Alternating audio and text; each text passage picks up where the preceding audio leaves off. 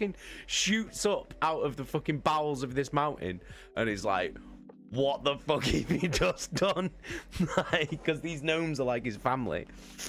And this dragon, like, bearing in mind we're like level 5, right?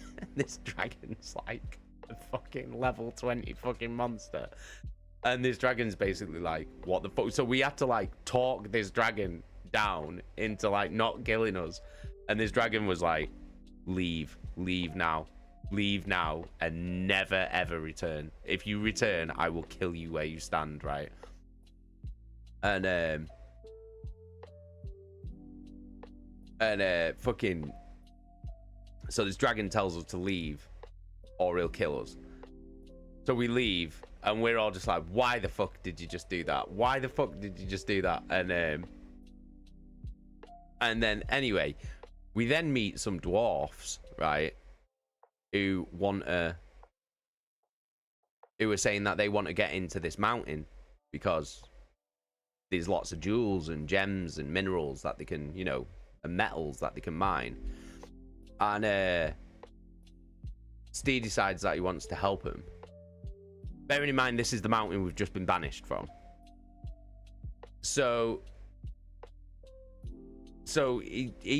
we end up going back, like heading back to this mountain. But we're all like, we're not going to do this. We're not going to do this. We're going to hide in the bushes. And Steve's like, right, well, I'll go with the dwarfs. And they're walking down the street, down the road to this mountain.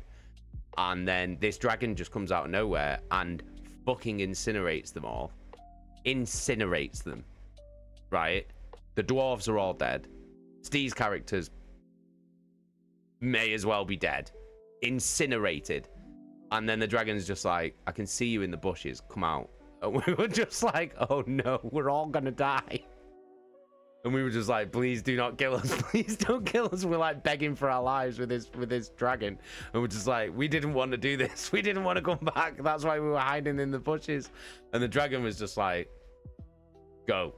Like, so we picked up what was left of Steve's character and left.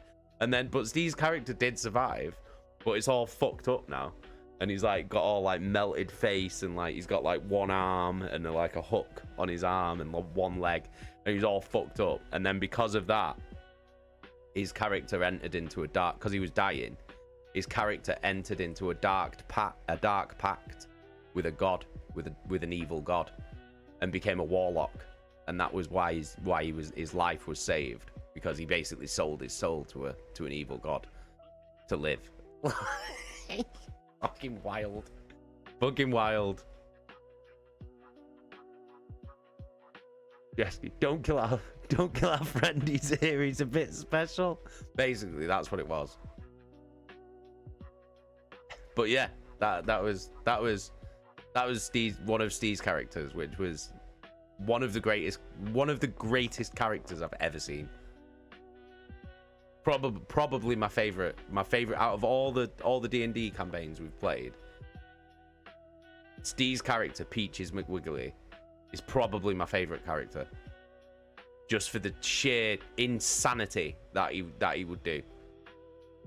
Like, that's just like that's like the big things that he'd do. All the rest of it was just fucking other shit all the time. Just doing shit all the time, and you were just like, why have you done this? We're fucked. Like, what have you done? But it's amazing though. Do you know what I mean? Just an absolute agent of chaos. Like, it's insane. Like, it's so good. But then we did another campaign called Waterdeep Heist, Dragon Heist or something. And we never did the main point of it. Like, we were just in a city, and we were in the city of Waterdeep, and basically we just ended up doing our own shit. We just fucked the main mission off, because it was like a big sandbox thing, so we were just doing shit in the city. And I was Steve's character was this one called Gulliver, and he was like the 7th son of like one of the lords of Waterdeep. So he was like from a rich family, but like his dad thought he was a dick, I thought he was a twerp and never gave him any money or anything, so he was just in the same boat as us. But because he was like from a really high society family, he'd always walk around like thinking he was just entitled to everything like all the time. It's fucking well good. And I was his faithful manservant, Carl Porridge.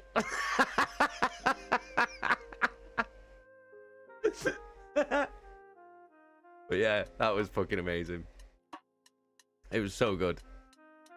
It was so funny. But that was amazing because we were supposed to be doing like some heist. It was supposed to be like a heist story. But all we ended up doing was he decided that his family had beef with this other rich family. So we were gonna frame this family for demon worship so that his dad would love him again.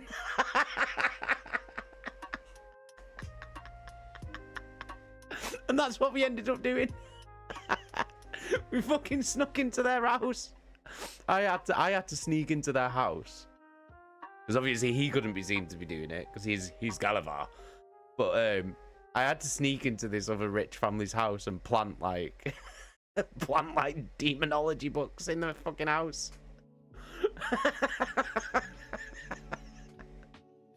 But I had to though. Do you know what I mean? Because I was Carl Porridge and I was Steve's faithful manservant. It was just all like, all right, my lord. Yeah, okay. Fucking. But then my character got a headband of intellect, which made him really, really clever. So I couldn't do that voice anymore and him being like dead, like simple.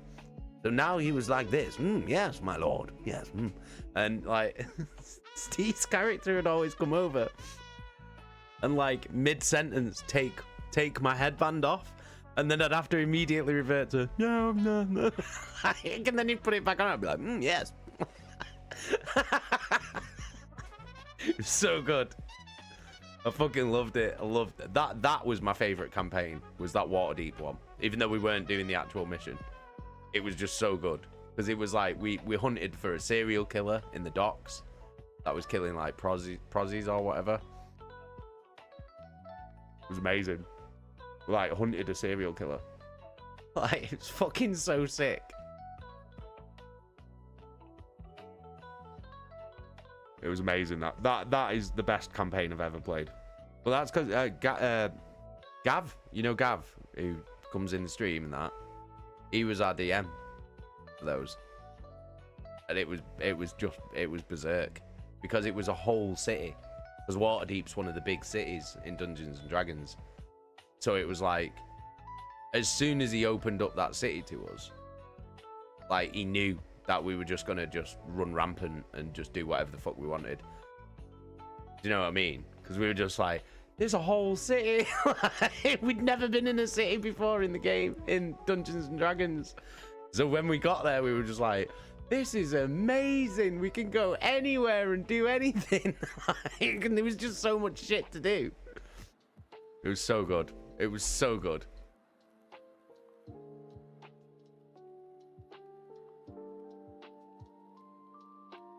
Traitor, I can't imagine you guys get any progress in the game. I'd laugh my ass off the whole time. Yeah, that's the thing. But it depends on what progress, what you class as progress. Do you know what I mean? Because for me, my current character, Balrog Mincemeat, having the pub is progress, man. We've got a business there. Do you know what I mean? We have a business. Oh yeah, that's another thing that we. So there's some weird infection in the village at the moment, and we're trying to figure out what it is.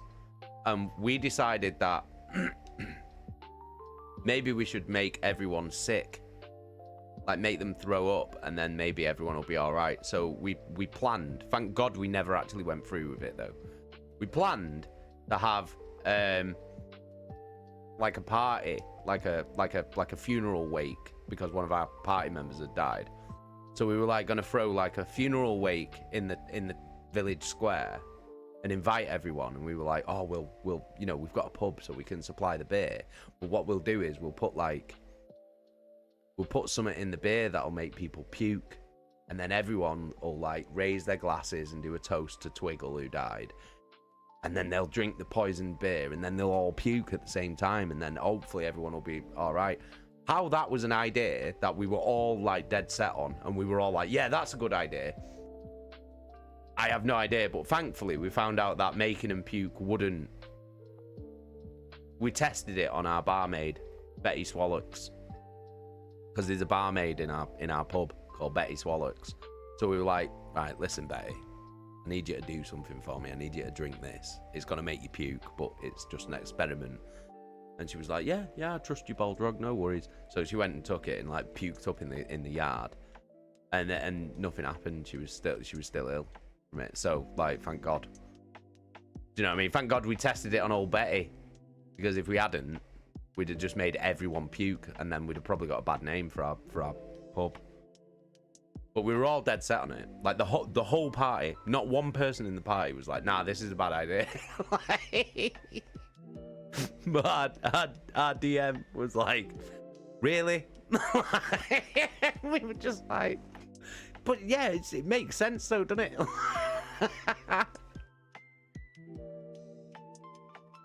It was so good.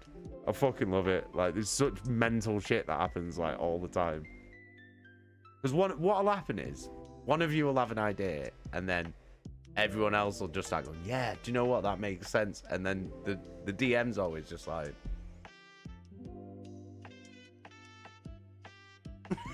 and you're just like, because you're all set on it, do you know what I mean? And we were totally going to go through with it as well, until one of us, I can't remember who it was like, should we test it first? And we were like, yeah, let's test it on Betty. Betty will do it.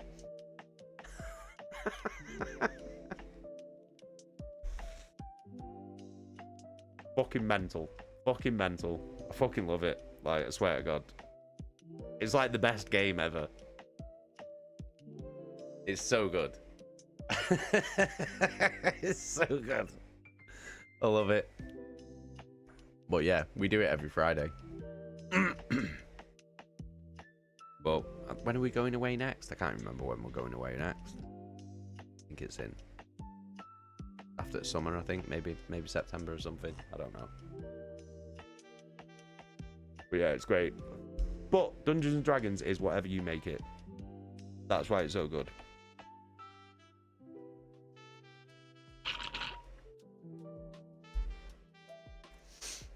But if you prefer to learn it in real life, which is it's probably a bit easier. You do starter box sets, and they're like 20 quid.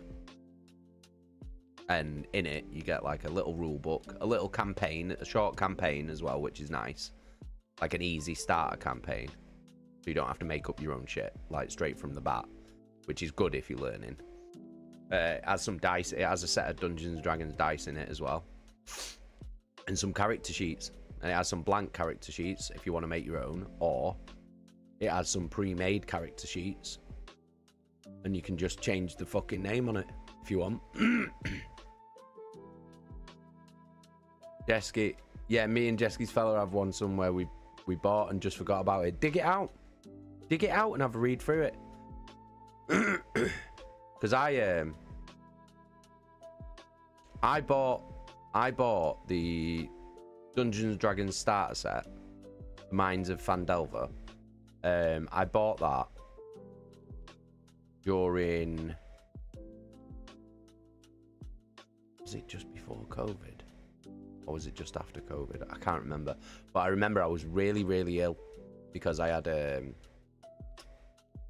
because I have cannabinoid hyperemesis syndrome from smoking too much weed, basically, throughout my life, which is why I can't smoke weed now. And but at the time I didn't know it was that. So what would happen is I'd get these huge waves of like constant vomiting and shitting, and I'd be passing in and out of consciousness, and I'd be vomiting like every 10 minutes. And this would go on for like a whole week until I had to have like fucking intravenous anti-sickness shit. There's nothing to stop it. And like, I think this might have been the first time it ever happened. I think it was the first time it ever happened. And I was like laid up in bed for like a whole week because I was just vomiting. It was so bad. I was vomiting blood and everything. It was so bad. And I remember I just ordered the starter set off Amazon, and it came, and I was like basically like in and out of consciousness, like reading through the rule book and the campaign book, and that's how I got into Dungeons and Dragons from being ill. Can't do it in real life. Not many people live near me, and I don't know anybody besides online. Yeah, find a group online. There's loads. You can go on forums, on Reddit. There's loads of ways to find groups. Like, honestly.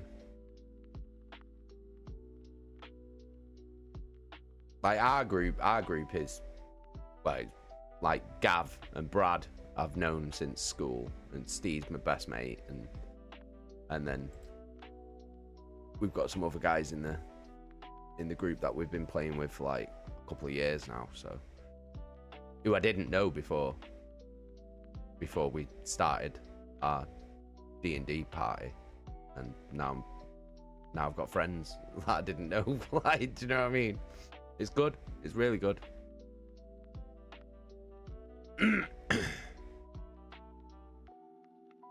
Yes, no. It's honestly, I dealt with this for like nearly 2 years. I dealt with cannabinoid hyperemesis syndrome for like nearly 2 years without a diagnosis, because the hospital that I kept going to didn't know what it was, and it would happen like every couple of months. And obviously I had no, because they told me, the hospital told me it was gastritis. It was a dietary condition. But obviously I changed my diet and all that shit. But I carried on smoking weed because I didn't know it was that. So it kept happening. And it's like really bad. It just does not stop. Like, it does not stop. Like, the first time was the worst. Like, I actually thought I was dying. Like, genuinely. Because it just, I could not stop vomiting. And this went on for a whole week. Imagine vomiting every like 10 to 15 minutes for a week. It was insane. And it would only ever stop if I went to a hospital and they put me on a drip with anti-sickness in. And then they'd say that it was gastritis, and then, but it kept happening. And then what happened? And then, oh yeah, and then the last time it happened, Slam Queen was like, right, fuck this, I'm just taking you to the hospital. She was like, we're not waiting like around for days for this. Like, I'm just taking you to the fucking hospital. But she took me to a different hospital. Took me to the one in Manchester, in the city centre. Got there, and first thing the doctor came up and was like, do you smoke weed? And I was like, yeah. And he was like, how much? And I was like, all of it. Like, however much you think, it'll be more than that. I was like, I smoke it all day. Like, I get up and then I'm smoking weed until I go to sleep. And the guy was like, right, okay, have a read through this leaflet for me. So he passed me this leaflet, and it says cannabinoid hyperemesis syndrome. And I was like, what the fuck? Like, and then I'm reading through it, and everything on it was exactly what was happening to me. And I was just like, oh, for fuck's sake, man. Do you know what I mean? Like, I wish I'd have known this like nearly 2 years ago. And the doctor just said to me,